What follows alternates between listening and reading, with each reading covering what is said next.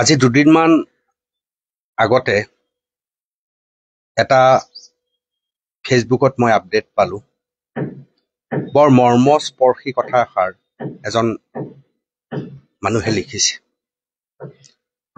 এই বোকা নৃত্য কৰি থকা ল'ৰাবিলাক সেইদিনা যদি ছিংগাপুৰৰ সাগৰৰ পাৰত থাকিলহেঁতেন, তেতিয়াহ'লে জুবিন গাৰ্গক পানীত ডুবিবলৈ নিদিলেহেঁতেন। এই কথাষাৰে মোৰ মনটো বহুত বেছি গধুৰ কৰি তুলিছে। একেবাৰে শাশ্বত সত্য এটা কথা তেওঁলোকে কৈছে, আৰু সেই কথাৰ আওতাতে আজি এই দুখৰ সময়তো, দুখৰ দিনতো মই জুবিন গাৰ্গ ফেন ক্লাবক এবাৰ মনত পেলাব খুজিছো। জুবিন গাৰ্গ ফেন ক্লাবক আমি সমালোচনা নকৰা মানুহ চাগে বহুত কম আছে। যেতিয়াই আমি জুবিন গাৰ্গক সমালোচনা কৰিব লাগে, জুবিন গাৰ্গ নিয়ম শৃংখলাত নাথাকে বুলি আমি প্ৰতীয়মান কৰিব লাগে, তেতিয়াই আমি জুবিন গাৰ্গ ফেন ক্লাবক টাৰ্গেট কৰিবলৈ লৈছিলোঁ। টাৰ্গেট কৰা বেছিভাগ মানুহে জুবিন গাৰ্গ ফেন ক্লাবৰ দায়বদ্ধতাৰ দৃশ্য দেখা নাছিল। ময়ো কম দেখিছো, কিন্তু মোতকৈ বহুত বেছি দেখা মানুহ আছে। কিন্তু মই যিখিনি দেখিছিলো সেইখিনি কথাই মই আপোনালোকক ক'ব খুজিছো। একেবাৰে সঁচা কথা কৈছে। এই বোকা নৃত্য কৰি থকা অথবা ফেন ক্লাবৰ ল'ৰা যদি সেইদিনা ছিংগাপুৰৰ সাগৰৰ পাৰত থাকিলহেঁতেন, তেতিয়াহ'লে জুবিন গাৰ্গক তেনেকৈ পানীত নামিব নিদিলেহেঁতেন, সেয়া নিশ্চিত আছিল। একেবাৰে সত্য কথা এয়া। জুবিন গাৰ্গ ফেন ক্লাবৰ অসমৰ ইমূৰৰ পৰা সিমূৰলৈ থকা ল'ৰা ছোৱালীবিলাক কোন? কোনোবাই গুৱাহাটী বিশ্ববিদ্যালয়ত অধ্যয়ন কৰে, কোনোবাই ডিব্ৰুগড় বিশ্ববিদ্যালয়ত, তেজপুৰ বিশ্ববিদ্যালয়ত, শিলচৰ বিশ্ববিদ্যালয়ত, কটন বিশ্ববিদ্যালয়ত, অথবা বহু মহাবিদ্যালয় অথবা বিদ্যালয়, অথবা পঢ়া শুনা এৰি কৰ্মৰ তাগিদাত জঁপিয়াই পৰা বহু ল'ৰা ছোৱালী। তেওঁলোক সকলো জুবিন ফেন ক্লাবৰ মানুহ। আপোনালোকে জানি আচৰিত হ'ব, জুবিন ফেন ক্লাবৰ বাবে জুবিন গাৰ্গ যদি ভগৱান, কাৰোবাৰ বাবে নিজৰ দেউতাক। বহু এনেকুৱা ছোৱালী আছে জুবিন গাৰ্গক পিতা বুলি মাতে। আৰু এই সকলৰ আমি উচ্ছৃংখল বুলি কেৱল কৈছো। জুবিন গাৰ্গ নষ্ট হোৱাৰ কাৰণ এওঁলোক বুলি কওঁ, কিন্তু এওঁলোকে যি ধৰণে জুবিন গাৰ্গক প্ৰতিপালন কৰিছিল, জুবিন গাৰ্গৰ ব্যক্তিত্ব দৃঢ় কৰি ৰাখিবলৈ যি চেষ্টা কৰিছিল, সেই কথাবিলাক আমি আওকাণ কৰি আছিলো। মোৰ মনত পৰা কথাখিনি কেৱল আপোনালোকক ক'ব খুজিছো। জুবিন গাৰ্গ নোহোৱা হৈ যোৱাৰ পিছত হঠাৎ মোৰ জুবিন ফেন ক্লাবৰ সেই মৰম লগা ল'ৰাটো, সকলোৱে জানে পিণ্টু, তেওঁৰ ভাল নামটো আজি তাৰিখলৈকে মই নাজানো, কিন্তু বহু বছৰ ধৰি তেওঁৰ সৈতে মই সম্পৰ্ক ৰাখি আহিছো। তেওঁ মোক ফোন কৰি কৈছিল, দাদা মোৰ হাতত কিছুমান স্ক্ৰীনশ্বট আছিল, মই শেখৰ গোস্বামীৰ লগত কিছু কথা পাতিছিলো, বহুত সন্দেহ তাত আছে, দাদা আপুনি ফেচবুকত দি দিয়ক, আপুনি নিউজত দি দিয়ক। মই তাক কৈছিলো যে কিবা কাৰণত যদি ইয়াত ফেক হয়, মই ভয়ংকৰ বিপদত পৰিম, মই হাজোতত যাবলগীয়া পৰিস্থিতি হ'ব, মই কেনেকৈ ৰিস্ক লওঁ। তেতিয়া সেই ফেন ক্লাবৰ সেই মৰম লগা ল'ৰাটোৱে মোক কৈছিল, দাদা মোক বিশ্বাস কৰক, আপুনি ইমান বছৰ মোক কাষৰ পৰা দেখিছে, আপুনি দিয়ক, গোটেই দায়িত্ব মই গ্ৰহণ কৰিম। আৰু মই দি দিছিলো। দি দিয়াৰ পিছত কি পৰিস্থিতি হৈছিল আপোনালোকে জানে, দেখিছে, বুজিছে। জুবিন গাৰ্গ মৃত্যুৰ ৰহস্যই আন এক নতুন দিশ কেৱল কেইটামান স্ক্ৰীনশ্বটতে উন্মোচন হৈছিল। আৰু পিণ্টুৱে পিছৰ পৰ্যায়ত বিভিন্ন সাংবাদিকক মাতি আনি সেয়া তেওঁ যে কথা পাতিছিল সেয়া কৈছিল, আৰু শেখৰ গোস্বামীও ক'বলৈ বাধ্য হৈছিল। এয়া হৈছে জুবিন ফেন ক্লাব। বিশ্বাস, বিশ্বাসৰ অন্য নাম, দায়বদ্ধতাৰ অন্য নাম। আজি সেইবাবে এই দুখৰ দিনতো য'ত আমি বুকুত প্ৰচণ্ড বোজা কঢ়িয়াই পৰিছো প্ৰতিজন অসমীয়াই, সেই সময়ত মই অসমৰ ইমূৰৰ পৰা সিমূৰলৈ থকা ফেন ক্লাবৰ আটাইবিলাক ল'ৰা ছোৱালীক মনত পেলাইছো।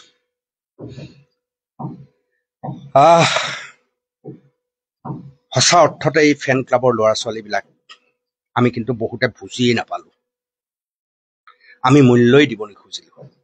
আমি কেৱল সেই ল'ৰা ছোৱালীহঁতক উচ্ছৃংখল বুলিহে ক'বলৈ চেষ্টা কৰিলো, আৰু আমি চেষ্টা কৰিলো যে জুবিন গাৰ্গ নষ্ট হোৱাৰ অন্যতম কাৰণ এওঁলোক, অথচ ৰূঢ় বাস্তৱটো হ'ল জুবিন গাৰ্গ হৈ থকাৰ অন্যতম কাৰণ হ'ল এই ফেন ক্লাবৰ ল'ৰা ছোৱালী। মই বহু দৃশ্য দেখিছো, সেইবাবে আপোনালোকক কৈছো।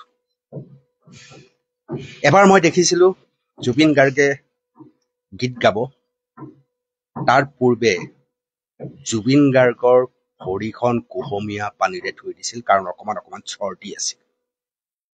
সেয়া ফেন ক্লাবৰ ল'ৰা আছিল, কুহুমীয়া পানীৰে ভৰি ধুই আছিল জুবিন গাৰ্গৰ। আৰু মই দেখিছো কেতিয়াবা জুবিন গাৰ্গৰ অন্তৰ্বাস কৰবাত পৰি আছে, গেঞ্জি কৰবাত পৰি আছে, সিহঁতে জাপি সজি একদম ধুনীয়াকৈ ৰাখে। এই কথাবিলাক জুবিন গাৰ্গে নিজে ভালকে জানে, গৰিমাই বৰ ভালকে উপলব্ধি কৰে ফেন ক্লাবৰ এই কথা। আৰু কাষৰীয়া বহুত মানুহ আছে, তেওঁলোকেও এই দৃশ্যবিলাক কাষৰ পৰা দেখিছে। মইতো ভাবি আচৰিত হওঁ, পৃথিৱীত চাগে আৰু এনেকুৱা কোন মহান মানুহ আছে যি ইমান দায়বদ্ধতাৰে থকা ফেন ক্লাব পাইছে, ফেন ক্লাবৰ ল'ৰা ছোৱালী পাইছে। আপোনালোকে জানেনে, বহুতে কয় জুবিন গাৰ্গে সুৰাপান কৰি কৰি নষ্ট হৈছে। এই সুৰাপান ত্যাগ কৰিবৰ বাবে, যাতে বেছিকৈ সুৰাপান নকৰে, তাৰ বাবে জুবিন গাৰ্গৰ ফেন ক্লাবৰ ল'ৰাই সুৰা লুকুৱাৰ দৰে কাম কৰে। মাৰ খায়, গালি খায়, ভগৱানে গালি পাৰিছে, দেউতাই গালি পাৰিছে, মনে মনে থাকে, একো নকয়। এই যে আমি দেখিলো 15 লাখ মানুহে জুবিন গাৰ্গৰ নশ্বৰ দেহ এবাৰ চাবৰ বাবে সকলো কান্দি কান্দি ওলাই আহিছিল। আপুনি ভাবকচোন, সেই সময়ত অসমৰ চাৰিওফালে থকা জুবিন ফেন ক্লাবৰ ল'ৰাহঁতৰ অৱস্থা কি হৈছিল, ছোৱালীহঁতৰ অৱস্থা কি হৈছিল। পিছে আপুনি সমগ্ৰ ভাৰতবৰ্ষত এক ডাঙৰ উদাহৰণ আমি দেখিলো। 15 লাখ মানুহ গোট খালে, কিন্তু ক'তো এটা খুঁত নহল, ক'তো একো গণ্ডগোলেই নহল। ভাৰতবৰ্ষত 50,000 মানুহ লোক হলে পদপিষ্ট হোৱাৰ উদাহৰণ আমি দেখি থাকো। 15 লাখ মানুহ একলগ হোৱাৰ পিছতো ক'তো একো কাৰো খুঁত নহল। জুবিন গাৰ্গ ফেন ক্লাবৰ এই ল'ৰা ছোৱালীবিলাকে তাতো বৰ ডাঙৰ ভূমিকা গ্ৰহণ কৰিছিল, বহুত ডাঙৰ ভূমিকা গ্ৰহণ কৰিছিল।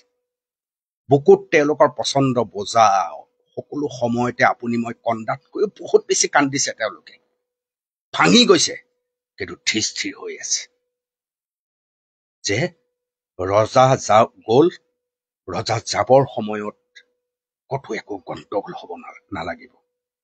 তাৰ বাবে অসমৰ ইমূৰৰ পৰা সিমূৰলৈ জুবিন ফেন ক্লাবৰ ল'ৰা দৌৰি আহিছে গুৱাহাটীলৈ, সৰুসজাই ষ্টেডিয়ামলৈ, কিন্তু ক'তো একো গণ্ডগোল কৰা নাই তেওঁলোকে। এয়া হৈছে প্ৰকৃত ফেন। মই নাজানো কোনোবাই আৰু এনেকুৱা ফেন পাবলৈ সৌভাগ্য হ'বনে নাই, অনন্য। আৰু এই জুবিন গাৰ্গৰ এই ফেন ক্লাবৰ এইসকল সদস্যই প্ৰতিটো সময়ত, প্ৰতিটো স্তৰতে আজিৰ তাৰিখতো জুবিন গাৰ্গৰ ন্যায় প্ৰদানৰ বাবে অহৰহ যুদ্ধ কৰি আছে, সাংঘাতিকভাৱে যুদ্ধ কৰি আছে। এই যুদ্ধ আপোনালোকে কাষৰ পৰা হয়তো অনুভৱ কৰিব পৰা নাই, বহুতে অনুভৱ কৰিছে। জুবিন গাৰ্গৰ ন্যায় নোপোৱা পৰ্যন্ত এই ফেন ক্লাব যে ক্ষান্ত নহয়, আপুনি নিশ্চিত থাকক। কি আচৰিত জুবিন গাৰ্গৰ ফেন ক্লাবৰ ল'ৰাহঁত। আজি 5-6 বছৰ আগতেই মই এনেকুৱা ল'ৰা লগ পালো, যি ল'ৰাই জুবিন গাৰ্গৰ হেৰাই যোৱা গীতবোৰ সংৰক্ষণ কৰিবলৈ চেষ্টা কৰিছে। জুবিন গাৰ্গে নিজেও সাক্ষাৎকাৰ এজনৰ নাম কৈছে যে কলকাতাৰ পৰা 25,000 টকাত মোৰ পুৰণা কেছেট কিনি আনিছে, কি পাগলী। ভাবক আপোনালোকে, য'ত আমাৰ দৰে বুদ্ধিজীৱীয়ে কওঁ যে জুবিন গাৰ্গক নষ্ট কৰাৰ আঁৰত এইসকল ফেন বুলি ফেনাই থকাসকল, অথচ সেইসকলে তেওঁৰ গীত সংৰক্ষণ কৰিবলৈ নিজৰ পকেটৰ পইচা খৰচ কৰিছে। জুবিন গাৰ্গে সেউজীয়া প্ৰকৃতিৰ কথা কৈছে। ফেন ক্লাবৰ অসমৰ ইমূৰৰ পৰা সিমূৰলৈ সকলো ল'ৰা ছোৱালীয়ে গছ ৰুবলৈ আৰম্ভ কৰি দিলে, গছৰ ডাঙৰ আন্দোলন আৰম্ভ কৰিলে। কিতাপ পঢ়াৰ কথা জুবিন গাৰ্গে কোনোবা বিহুতলীত গৈ ক'লে, ফেন ক্লাবৰ ল'ৰা ছোৱালীয়ে বহুত ঠাইত পুথিভঁৰালৰ জন্ম দিলে। এয়া হৈছে জুবিন গাৰ্গৰ ফেন ক্লাব। মই এই কথাবিলাক বহুত আগতেই কম বুলি ভাবিছিলো। সেই সময়টোত এনেকুৱা আছিল যে ফেন ক্লাবৰ পক্ষত কথা ক'লেই মানুহে জাউৰিয়ে গালি পাৰিছিল। কিন্তু মোৰ এটা বেদনা কঢ়িয়াই লৈ ফুৰিছিলো, কাৰণ কাষৰ পৰা মই জুবিন গাৰ্গ ফেন ক্লাবৰ বহু ল'ৰা ছোৱালীক দেখিছিলো, তেওঁলোকৰ ত্যাগ দেখিছিলো, তেওঁলোকৰ দায়বদ্ধতা দেখিছিলো।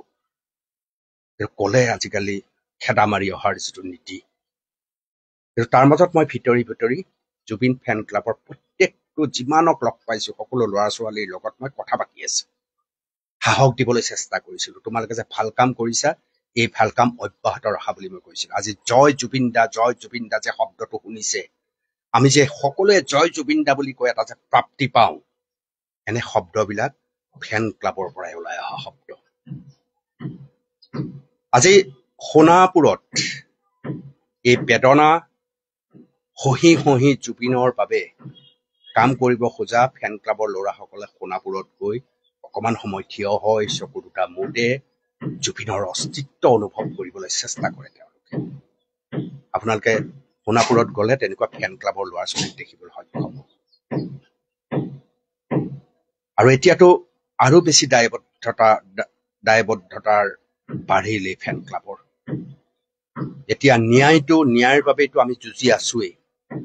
এই ন্যায়ৰ লগত ফেন ক্লাবৰ ডাঙৰ দায়িত্ব হ'ল জুবিন গাৰ্গৰ স্মৃতিসমূহ সুৰক্ষিত কৰি ৰখা, ব্যাপক প্ৰচাৰ আৰু প্ৰসাৰ কৰা।